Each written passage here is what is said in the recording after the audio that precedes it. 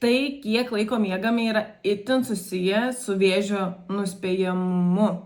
Pavyzdžiui, jeigu mes miegame, tarkim, kad ir 3-4 dienas iš eilės po 8 valandas, o tada vieną dieną mes paimam ir pamiegam žymiai mažiau, tarkim 4 valandas, tai tas skirtumas, kad mes pamiegojame labai mažai, ir net jeigu kitą dieną mes pamiegam vėl 8 valandas, dar kitą dieną vėl 8 valandas, nesvarbu, bet būtent tai, kad mes vieną dieną turėjome žymiai per ryškiai, per mažai miego, tai sukuria labai daug problemų ir vienas iš jų yra imuniteto deficitas. Ir tai yra viena iš priežasčių, kodėl ir kaip miegas iš tiesų daro įtaką, kas liečia vėžio nuspėjamumą.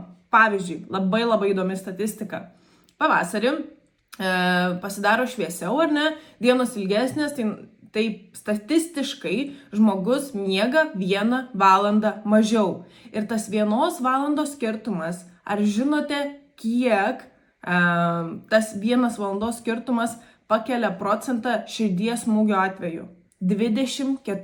24% pavasarį mes turime daugiau širdies smūgio atvejų. Tuo tarpu rudenį, kai ar ne jau visos dienos tamsėja ir mes natūraliai miegame vidutiniškai 1 valandą ilgiau, tai 1 valandos miego skirtumas, ar ne, vėl širdies smūgių atvejų sumažėja 21%. Tai labai aiškiai matosi, kaip laikas ir širdies smūgiai yra vienas su kitu susiję. Tai noriu paskatinti nekompromisuoti savo miego ir jo turėti pakankamai, bent 8 valandas.